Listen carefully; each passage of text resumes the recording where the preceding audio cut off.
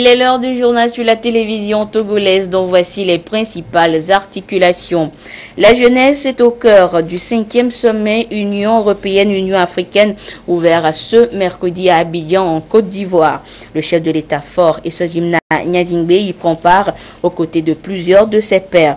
Ensemble, ils passent au peigne fin les stratégies et perspectives en faveur des jeunes. Il sera également question de la crise sécuritaire avec en ligne de mire la lutte contre le terrorisme. Et puis l'administration togolaise se rapproche un peu plus des citoyens. Depuis ce mardi, les populations des savanes vont pouvoir se faire délivrer des cartes d'identité et passeports en un temps record. Voilà pour les titres, madame, monsieur, bonsoir.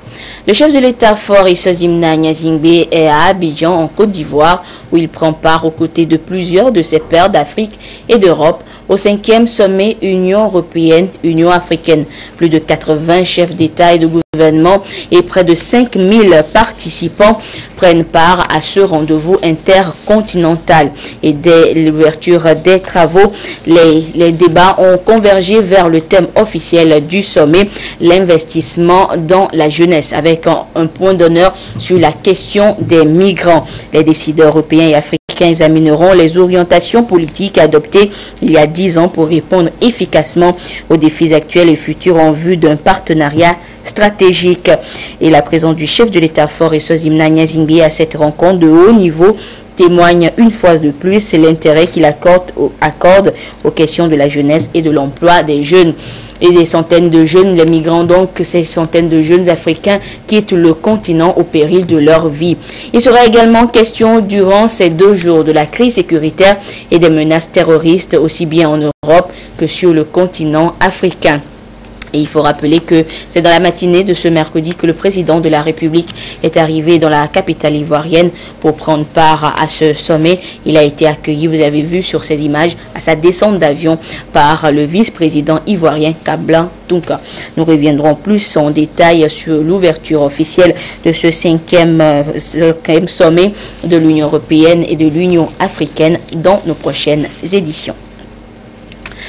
Les journées portes ouvertes et administration rapide de proximité à l'intérieur du pays sont officiellement ouvertes à Dapaon. Le ministère de la Sécurité et de la Protection civile compte établir près de 2000 cartes d'identité nationale durant cette opération. Les précisions sur place avec la correspondance de Désiré à l'œil. La lourdeur, le formalisme excessif des procédures associés à la faible circulation de l'information sont des maux dont souffre l'administration publique au Togo, ce qui handicape son bon fonctionnement et ne favorise pas la bonne relation entre l'administration et les usagers. Dans le cadre du programme de réforme et de modernisation de l'administration publique, le gouvernement togolais multiplie des efforts soutenus par des journées d'administration rapide de proximité. La cérémonie du lancement d'établissement rapide des documents est lancée à Dapaon. La carte nationale d'identité, le passeport, les certificats de nationalité, les jugements supplétifs, les jugements rectificatifs, afin de leur permettre de pouvoir l'obtenir beaucoup plus facilement et dans un délai beaucoup plus raisonnable. Donc c'est pour cette raison que ces éditions sont organisées chaque année, parce que nous en avons besoin pour accomplir un certain nombre d'actes dans la vie courante. Donc aux citoyens qui sont concernés, les milieux dans lesquels ces services vont passer, notamment la région des savanes, celle de la Kara et la région des plateaux. Je crois que j'invite massivement les populations concernées à approcher nos services qui vont passer dans ces milieux-là pour pouvoir avoir accès à ces différents documents. Je vous assure que tout ce qui sera produit dans la journée, on va faire un bouquet et dès que c'est fait, les données sont envoyées à Lomé. De Lomé, ça revient à Kara. Tout ça là, c'est pas réseau internet. Et Kara produit et on ramène le plus rapidement possible. Des discours aux actes au commissariat de la ville de Dapaon, c'est l'acte à la parole. Komoré Mitilab est l'un des premiers usagers à bénéficier de ces services rapides. Je suis venu ce matin, j'ai fait le dépôt, j'ai fait les formalités. On a fini, on m'a dit de revenir au lendemain pour rechercher la carte. Je remercie le gouvernement pour avoir organisé cette administration rapide. En premier, on a fait la vérification de mon dossier et après on m'a pris la taille et on m'a fait. Il y a une différence puisque ça a été rapide. Kara et Atakpame connaîtront aussi ces services rapides de proximité. Environ 2000 cartes d'identité nationale pour ce service précis seront délivrées.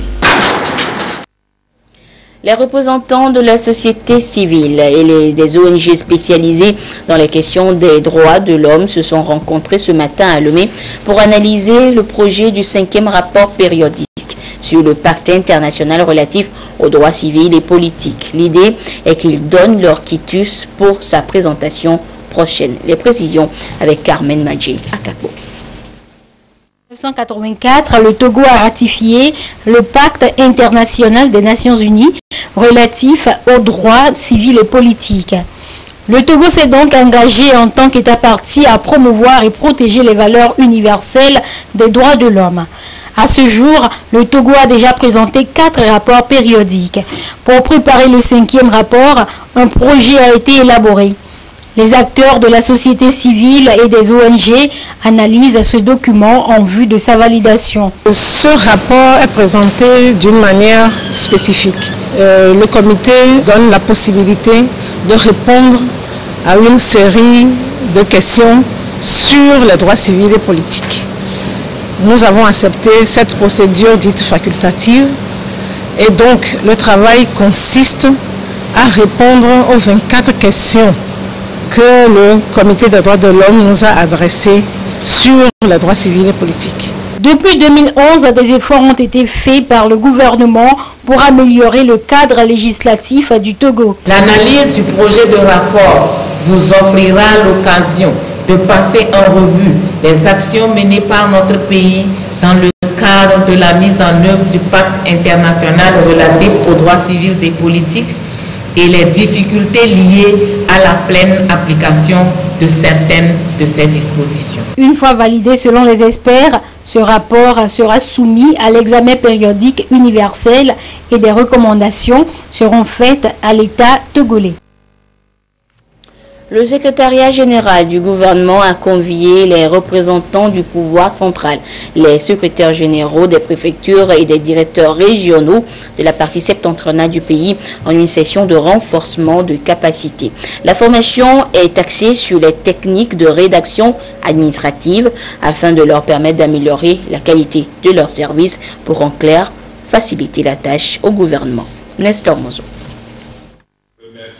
Préfet, secrétaires généraux des préfectures et directeurs régionaux des services publics de la centrale, de la Kara et des Savanes à l'école des techniques de la rédaction administrative.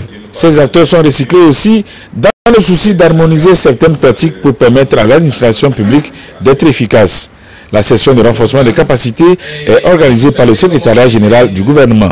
Nous avons relevé au secrétariat général du gouvernement qui est chargé d'étudier les tests avant qu'ils ne passent en conseil des ministres. Certains dysfonctionnements, certaines pratiques qui ne cadrent pas avec les normes d'une administration moderne vers laquelle nous tendons.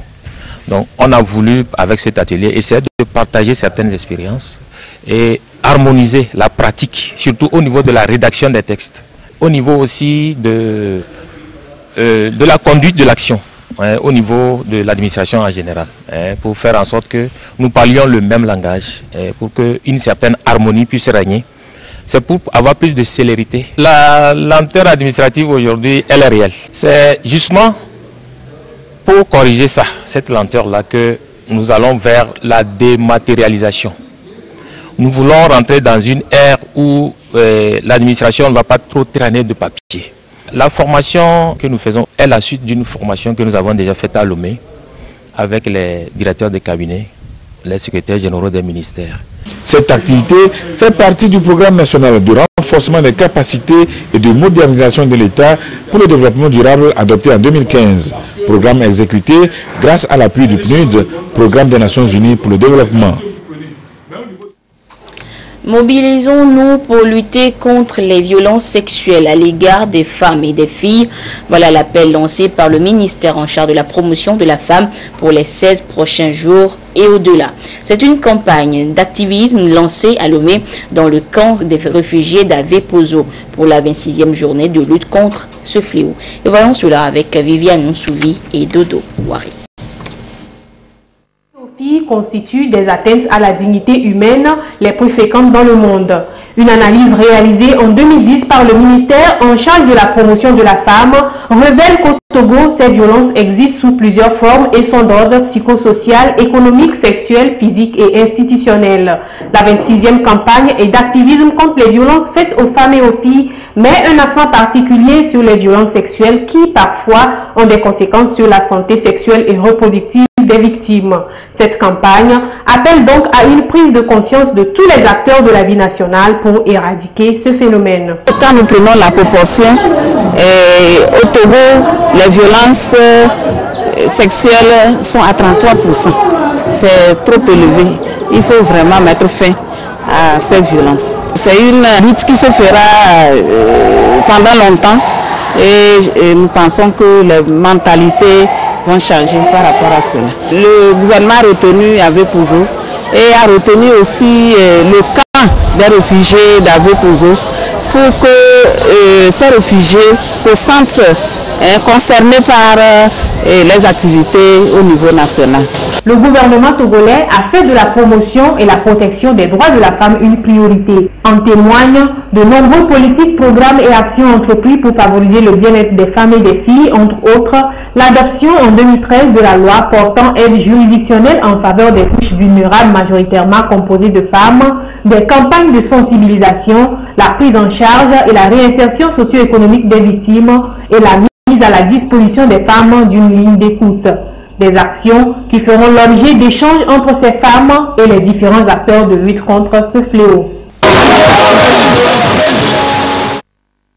Un autre défi de l'heure, l'équité et l'égalité genre. Dans le monde du travail, quelles sont les stratégies pour réaliser cette égalité genre? Comment impliquer plus de jeunes femmes dans le syndicalisme?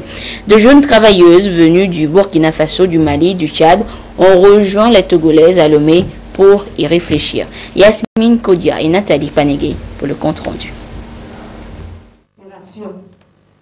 Quelle stratégie en faveur de l'égalité dans le monde du travail? Ces jeunes travailleuses, membres des syndicats affiliés à l'International des services publics ISP, planchent sur la question. Venues du Burkina Faso, du Mali, du Tchad et du Togo, elles se préparent ainsi pour relayer l'activité syndicale dans leurs pays respectifs en misant sur l'égalité de genre. Quand vous voyez dans nos services de l'administration publique sur 100 hommes comme responsables ou bien autorités à la tête d'un département, vous ne verrez pas à peine 2-3% de femmes que vous trouverez. Et c'est ainsi aussi dans les syndicats, les femmes sont là, mais venir à la tête pour pouvoir appliquer ou pour pouvoir être l'exemple concret, participer à la chose syndicale comme cela se doit, il en reste encore. Et nous sommes contents que nos jeunes sœurs vont prendre la relève pour que nous puissions éradiquer vraiment la discrimination qui existe entre les hommes et les femmes. Le finish pour nous, c'est que les inégalités n'existent plus dans le monde du travail, qu'on considère la femme avec toutes ses capacités. Comment promouvoir les compétences et le processus démocratique pour le leadership participatif féminin? Les 16 jours d'activisme contre la violence fondée sur le sexe. Quelle action envisageable dans le monde du travail? Des thématiques prévues à cette rencontre sous-régionale. Au sortir de cette rencontre, les syndicats vont élaborer un plan de campagne en faveur de l'égalité dans les organisations syndicales qui va aller sur deux aspects. L'aspect représentativité des femmes dans les organisations syndicales et surtout dans les postes de décision. Il y a la question de violence faite aux femmes sur le lieu de travail. La question d'égalité de salaire, de rémunération est une violence qui est faite à la femme. Donc tout ça là sera contenu dans un plan de campagne qui sera mis en réalisation à partir de l'année 2018. L'Internationale des services publics est une organisation qui rassemble plus de 20 millions de travailleurs et travailleuses représentés par 669 syndicats dans 154 pays et territoires. Elle œuvre pour l'élimination de toutes les formes de violence à l'égard des femmes et prône surtout l'égalité des sexes. L'actualité politique, la coalition des 14 partis de l'opposition togolaise a appelé ce mercredi ses militants et sympathisants à battre le pavé. Cette manifestation pacifique s'est déroulée à Lomé et dans certaines villes du pays. Et le ministre Yark Damhan de la Sécurité et de la Protection civile a rencontré la presse en début de soirée pour faire le point de la journée. Le compte rendu avec Augustin Kossi et Yves Abévivi. Prévu initialement pour 5 jours, la durée de la marche de la coalition de l'opposition a été finalement ramenée à 3 jours, de ce mercredi 29 novembre au samedi, hormis le vendredi. Après la manifestation du premier jour, le ministre de la Sécurité et de la Protection civile, Yark Damhan, a relevé quelques incidents à Lomé. Il n'y a pas eu d'incident majeur. Je peux dire que, en dehors de quelques petits incidents constatés à Lomé, dans les autres localités, ça s'est très bien passé. À Lomé, c'est les mêmes points de départ, le même point de chute. À Toukoumé, la marche a commencé à 12h10. À l'église baptiste à 13h05. Et au niveau de Gakoto à 13h25. Les estimations au niveau de Toukoumé et église baptiste, lorsque les deux points se sont retrouvés, les deux cortèges faisaient à peu près 3000 personnes. Maintenant, au point de chute, c'est-à-dire les 3 points réunis, ils sont estimés entre 4000 et 5000 personnes. Quelques incidents, malheureusement, nous ne cesserons jamais de parler, d'appeler les responsables à plus de vigilance, à plus de sensibilisation de leurs éléments, parce que les incidents, c'est souvent les victimes, c'est d'autres compatriotes qui n'ont rien à voir avec la marche ou qui cherchent à traverser ou qui vaquent à leur occupation, qui sont pris à partie par les marcheurs. À Lomé, à 13h30, à hauteur de Rail à Dewi, le nommé Aboubakar Ibrahim, étudiant à la FASEG de l'université de Lomé, à dos de sa moto ayant en croupe une malade, a voulu traverser la route. C'était manifestant l'homme violenté au moment où il cherchait à traverser. Blessé au niveau de la tête, il a été récupéré par les forces de sécurité. 14h48, une dame sur sa moto a été prise à partie à hauteur du siège de la CEDEAO par des manifestants. Elle a été exfiltrée de sa moto envoyée au commissariat central de la ville de Lomé. 15h00, en face de l'ancien camp de la gendarmerie. Le mineur de 11 ans, Lumonvi Dieudonné, s'est fait renverser par un manifestant à dos de sa moto sans plaque. L'enfant a été récupéré par les forces de sécurité et confié à sa maman. 15h25, à Décon, en face du restaurant Nopégali, un motocycliste voulant traverser le boulevard a été contraint par un manifestant d'acheter un foulard. Le refus de ce dernier a occasionné une altercation entre eux, au cours de laquelle le chapelet du manifestant s'est coupé. Et enfin, à 15h35, à hauteur du supermarché Le Champion, un manifestant nommé Adama Sarr, à dos de sa moto immatriculée TGBL 0697, a voulu traverser la chaussée au passage de la foule. Certains se sont opposés et l'ont violenté. Blessé à l'œil, il a été récupéré par la sécurité des manifestants et évacué à l'hôpital. La moto est immobilisée au commissariat du 1er arrondissement. Dans la région maritime, Vaughan, la marche a débuté à 11h55 à la place des fêtes Yosso Vito avec une trentaine de personnes. Elle a pris fin à 14h20 sans incident à la place des fêtes comme point de chute où la foule a été estimée à une cinquantaine de personnes.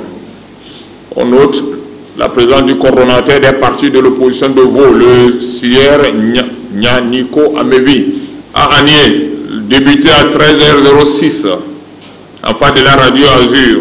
Avec une trentaine de personnes, la marche a pris fin sans incident à 15h35 sur le terrain du CG Ville 1, avec des manifestants évalués à 80 personnes. À Palimé, débuté à 12h45, derrière l'église catholique de Chihinou, comme point de départ avec 70 personnes. La marche a pris fin à 14h35 sans incident. Signalons que les manifestants n'ont pas atteint le point de chute. Ils se sont dispersés à mi-parcours avec à peu près 150 personnes. Maintenant, dans la région centrale, c'est seulement Tchamba. Il y a eu un début de manifestation qui n'a pas abouti. À 11h05, une vingtaine de personnes qui s'est dispersée à la vue d'une patrouille militaire. Rassurant les journalistes qui ont exprimé des inquiétudes liées aux violences dont ils font l'objet lors des manifestations, le ministre de la Communication, Guy Madié-Lorenzo, a précisé l'intérêt que porte le gouvernement à la sécurité des hommes de médias sur le terrain. Avec les organisateurs de ces marches, c'est encore une fois appeler à sensibiliser, à éduquer leurs militants et surtout leur faire comprendre que les journalistes ne sont pas les ennemis des forces de sécurité, les journalistes ne sont pas les ennemis des manifestants. Les journalistes font leur travail, il y a un événement, ils couvrent cela. C'est un métier qui est difficile et je pense que la meilleure chose à faire, c'est de porter des signes distinctifs comme certains d'entre vous là, avec la chasuble, avec presse, avec votre carte de presse. Le gouvernement n'accepte pas que les journalistes soient violentés dans l'exercice de leurs fonctions. Les ministres ont invité les journalistes à l'impartialité dans le traitement des informations et à la prudence sur le terrain. Ils ont réitéré l'engagement du gouvernement à œuvrer aux côtés de la coalition de l'opposition afin que ces manifestations se déroulent dans le calme.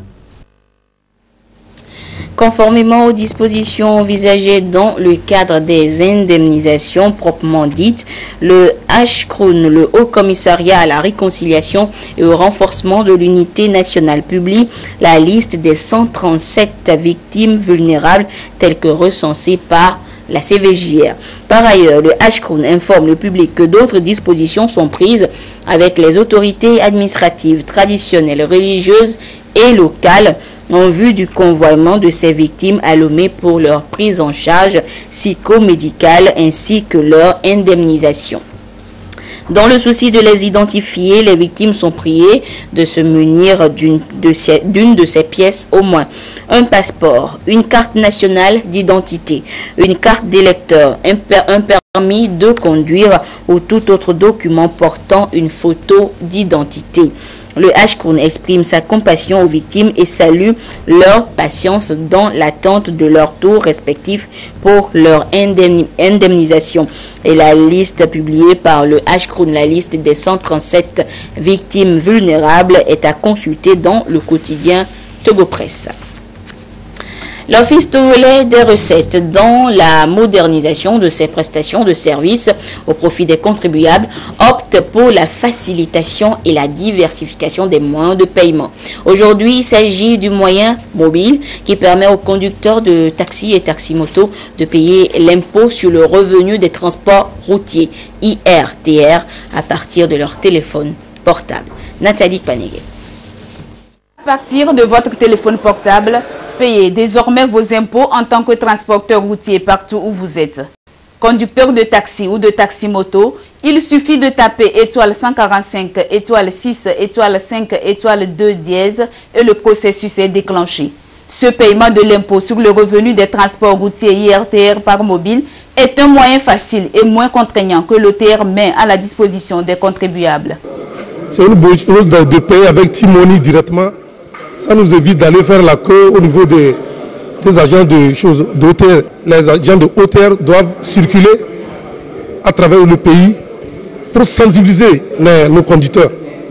La Banque togolaise pour le commerce et l'industrie BTCI et la téléphonie mobile Togo Cellulaire sont deux partenaires impliqués dans ce projet qui va contribuer à l'amélioration des activités économiques. Nous avons déjà développé la solution au niveau de PVO, de la vente des véhicules d'occasion.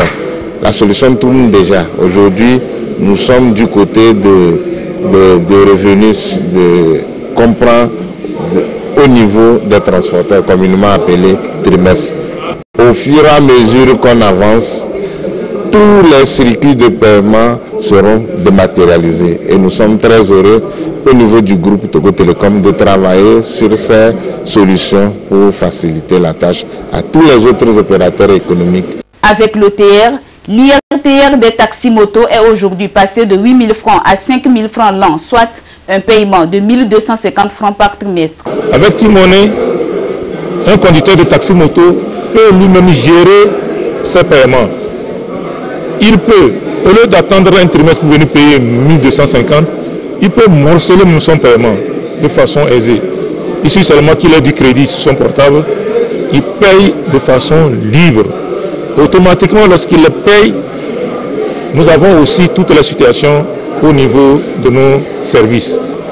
Et avec ce moyen, nouveau paiement que nous sommes en train de mettre en place, le M-Tax, du paiement des taxes par mobile, vous allez comprendre que de plus en plus, nos agents ne seront pas en contact avec les opérateurs économiques.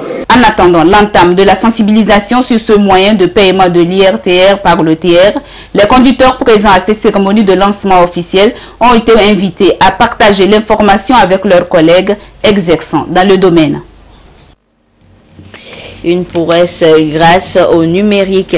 Et nombre de métiers émergent justement avec l'évolution du numérique pour permettre aux jeunes de découvrir davantage ces nouveaux métiers. Une conférence a été animée ce mercredi sur le site de la 14e Foire internationale de Lomé. Il était également question de la digitalisation de l'entreprise. Qu'est-ce que c'est? Les réponses avec Lucassi. L'opportunité d'emploi ne cesse de naître avec l'évolution fulgurante du numérique et de ses outils. La conception et la gestion de projets, l'interface et la création numérique, la production et la gestion du contenu, entre autres métiers créés autour de ce secteur d'activité innovant en pleine croissance. Une formation de base est requise pour trouver ses repères dans le domaine. Le véritable challenge qu'il y a après, c'est de se former à ces métiers et de se professionnaliser véritablement. Ce sont des domaines porteurs parce qu'il y a très peu de gens qui s'y positionnent et tôt ou tard, les entreprises finiront par se convertir au digital et bien entendu, il faut des gens pour exercer ces métiers. Ces métiers de l'Internet sont aussi importants pour la promotion de la digitalisation des industries et pour favoriser la mutation des entreprises locales vers l'industrialisation. Une interconnexion s'impose. Nous sommes là pour accompagner les entreprises en matière de conception, en matière de réalisation et d'implantation et négocier avec Siemens des solutions de financement pour l'implantation des industries. Vous savez que plus il y a d'industries, plus on réduit la pauvreté, plus on réduit le problème de chômage. Et déjà aujourd'hui, il y a beaucoup de jeunes Togolais qui arrivent à fabriquer des produits, notamment les tomates, les chocolats et autres. Nous sommes là pour accompagner ces entreprises vers l'industrialisation. De multiples actions ont été concrétisées par le gouvernement pour rendre plus accessible la connexion à un débit élevé et à un coût réduit. J'ai communiqué de l'action du gouvernement, c'est tous les investissements qui avaient été faits dans les infrastructures, notamment au débit, que ce soit au sein de l'administration, dans les universités. Nous avons aussi parlé de l'entrée de nouveaux acteurs, de nouveaux fournisseurs d'accès Internet, de la restructuration de l'opérateur historique. Il faut que nous puissions ouvrir des écoles pour que nos jeunes apprennent à coder. Le ministre de l'économie numérique a effectué une visite dans les stands de l'espace numérique. Une visite qui lui a permis d'aller au contact des produits et services numériques innovants proposés par les jeunes à cette 14e édition de la Foire internationale de Lomé. Que d'innovation, et l'université de Lomé fait peau neuve. Que des transformations, il faut y faire un tour pour en juger soi-même. Et aussi, une nouvelle stratégie de communication a été mise en place pour actualiser notre vision du temple du savoir. En témoigne le déjeuner de presse organisé hier par les dirigeants de l'université. Le compte rendu avec Komu Poyodé et Tabita Akako. L'université de Lomé présente un nouveau visage. Des travaux de rénovation ont profondément transformé le campus universitaire. Sur le campus, les étudiants ont désormais accès à une connexion Internet haut débit et illimitée. Le restaurant universitaire a été rénové, des routes réhabilitées et de nouveaux amphithéâtres ont vu le jour. Les professionnels des médias reçoivent ici la primeur des réformes opérées sur le campus de l'université de Lomé. Les réalisations que vous avez observées sur le campus sont le fruit d'un plan directeur. Un plan directeur qui a été conçu par la direction de la planification et de la prospective à l'université. Et à partir du plan directeur, on a maintenant mis en œuvre les différents éléments, c'est-à-dire l'infrastructurel, le pédagogique et le cadre de vie des étudiants. Ce n'est pas un acquis, il s'agit d'une construction continuelle, d'une construction permanente. Nous partons de très loin, il faut se le dire. L'université de Lomé part de très loin. Et à partir de ce moment-là, pour arriver à un niveau qui soit respectable, pour arriver au niveau des standards internationaux, il faut continuer à travailler. C'est ce que nous faisons au quotidien. Les fondations sont désormais posées. Maintenant, il s'agit de rechercher les moyens, parce que tout passe par les moyens.